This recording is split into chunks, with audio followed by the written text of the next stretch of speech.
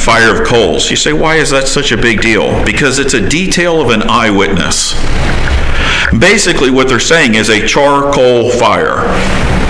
If you weren't there, you'd just say, well, there were a bunch of people warming themselves around a fire. You wouldn't know what the fire looked like, smelled like, how big it was. You just know it was a fire, right? But this is also, and this is why John includes these details. He is a detailed person when it matters.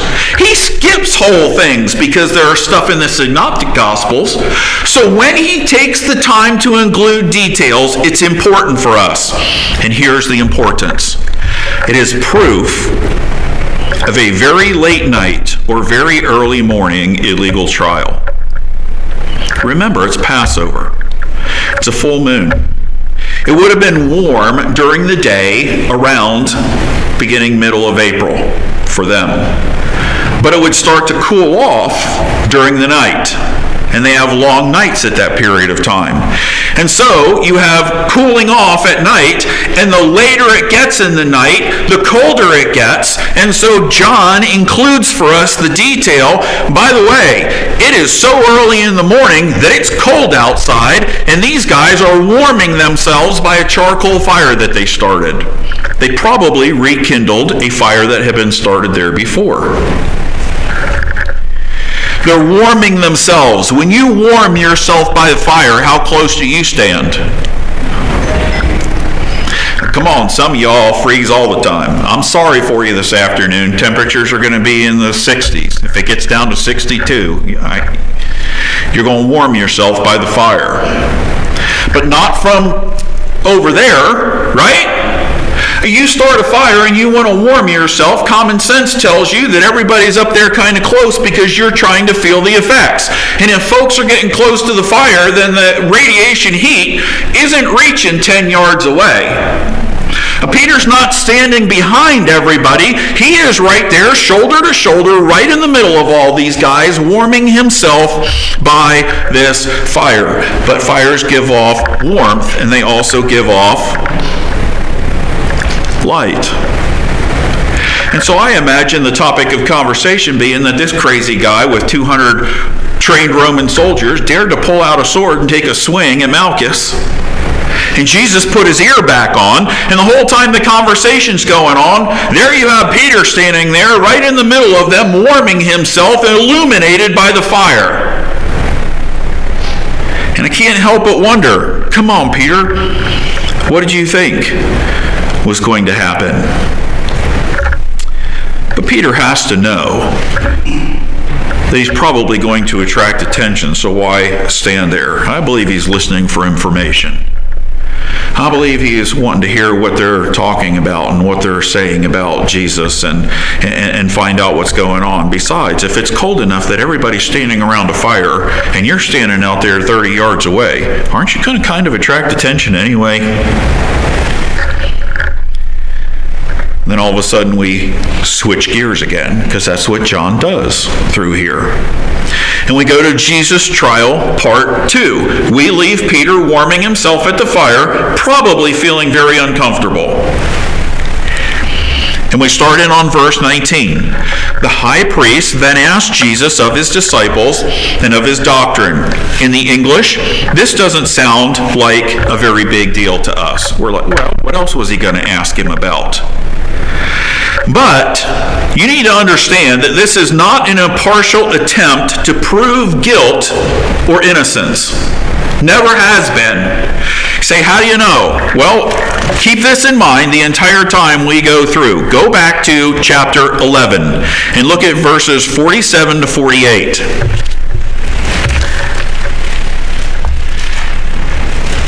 The higher-ups are not happy with Jesus Christ. And in verses 47 and 48 of John 11, it says, Then gathered the chief priests and the Pharisees a council and said, What do we do? For this man doeth many miracles. Question. What illegal action has happened? You perform a miracle, what law did you break? Maybe the Sabbath, if it happens on the Sabbath. But if it's not on the Sabbath, does it break any Jewish law? No. Does it break any Roman law? listen, you want to heal somebody of leprosy? Heal somebody of leprosy. Who's going to care except the leper and his family, right? He does many miracles. Well, people are starting to believe on him, and therein lies the problem. Look at verse 48. If we let him thus alone, all men will believe on him, and the Romans shall come and take away both our place and our nation. Is that necessarily true? Because after Pentecost, you keep reading this statement over and over and over again through Acts. And multitudes were added to the church, and 3,000 were added to the church, and thousands were added to the church. Do the Romans come in and wipe out the nation of Israel when the church begins and thousands of people are converting in Jerusalem and surrounding area? No. Why? What threat is it to Rome? They don't care who you worship as long as you obey Caesar. The threat is to their religion. It's to their control. And so they're worked up about it. Look at what they say in 49 and 50. One of them, named Caiaphas, being the high priest that same year, said unto them, Ye know nothing at all, nor consider that it is expedient for us that one man should die for the people, and that the whole nation should perish. You think if we're going to fast forward 8 chapters, that this is a fair trial? When way back in chapter 11 they said, listen, what needs to happen here is he needs to die for all the people. Now jump down to verse 53. Then from that day forth they took counsel together for to prove him innocent. Is that what it says? Their intentions for chapters now, leading up to the Passover, is that they're trying to figure out a way to put Jesus Christ to death. That's exactly what's happening. Now, go back to chapter 18, because in chapter 18, the way this whole thing starts is the biggest farce of a trial you've ever seen in history. High priest asked Jesus of his disciples and of his doctrine. He starts questioning to try to get Jesus to incriminate himself. You bring somebody into a trial, what are you supposed to do? Here are the charges that are laid against you, right? And then as the trial proceeds, you're going to call for witnesses and you're going to bring evidence. Why in the world does he question Jesus? Where are the witnesses? Where is the evidence? And he's going to ask him 2 things. And these are telling of what's trying to go on here. He asks him of his disciples. And we immediately think, well, we want in the list. Jesus, start writing down the names, because if we need to, we're going to go hunt these guys down too. That's not what's happening, because who's standing right there with Jesus? John. Is John in trouble? No. They haven't arrested him. They haven't tied him up and said, well, we got the first one, and I'm pretty sure there's another one out there warming himself by the fire, so, 9 more to go and we're good. That's not what they're asking. They're asking for numbers, folks. He wants to know, how much are your disciples in number and power? Can you give me details? You fed 5,000 people. Is that like all of them? Or is that like a part of them? Or like, they are familiar with a lot of the miracles that Jesus did. And so they're asking, tell us about your disciples. They are wanting Jesus to brag about how he has a mega church. Why?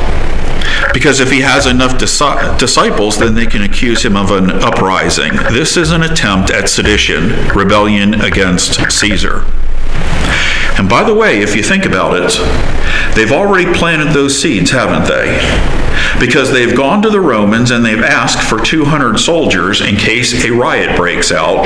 Bring your swords and bring your lanterns, because we may have to go and find these folks. They've already planted that there's something devious going on. Ask them about their doctrine. Well, why ask him about their doctrine? Because, is there something in there against Mosaic law? Is it a treasonable offense? Is it a blasphemous offense? Because if it's something against the Mosaic law, then we can handle it, and then we can take charges and ask Pilate to deal with something that we already say he's guilty of. So do we take him to the Romans and say, listen, this guy is guilty of sedition, or do we treat this religiously and then take him to Caesar and say, this guy's dangerous? Look at Jesus' response here in verses 20 and 21. Jesus answered him, I spake openly to the world. I ever taught in thy synagogue and in the temple, whither the Jews always resort, and in secret have I said nothing. See, a Jewish law prohibited self-incrimination, much like our pleading the Fifth Amendment, right? I don't have to say something that would incriminate me in court. So basically what Jesus does right here is he calls their facade. Why are you questioning me? I have done all this openly. Why don't you question the witnesses? Well, you talk about embarrassing somebody in power.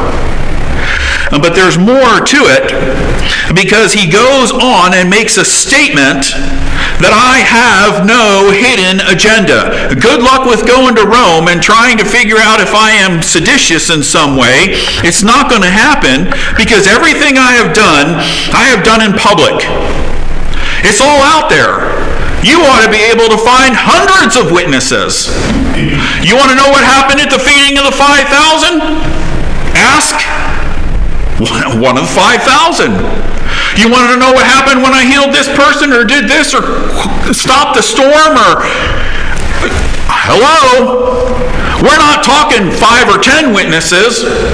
We're talking thousands and thousands and thousands is what he's saying. You're asking me to incriminate myself. Why are you questioning me when everything that I have done openly? My job is to share the Father with the world, not hide him. There's no hidden agenda here. And what's really interesting is an inferior officer can't take it in verse 22. When he had thus spoken, one of the officers which stood by struck Jesus with the palm of his hand. He literally just slapped him. I mean, just slapped him right across the face. Now, the problem with that is, it's also illegal to strike a prisoner, and he hasn't even been accused of anything yet. I want you to go to Acts chapter 23 as we close here, and we'll finish this up next week. But in Acts chapter 23, a similar situation is going to happen. Remember, John always is portraying Jesus in control.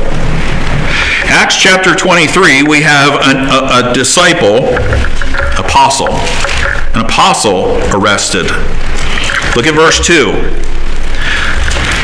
And the high priest Ananias commanded them that stood by him to smite him on the mouth. This is Paul addressing the council. Then said Paul unto them, God shall smite thee, thou whited wall, for sittest thou to judge me after the law, and commandest me to be smitten contrary to the law. Paul's angry. He's upset. I would be. I mean, that's how you react in the natural flesh, right?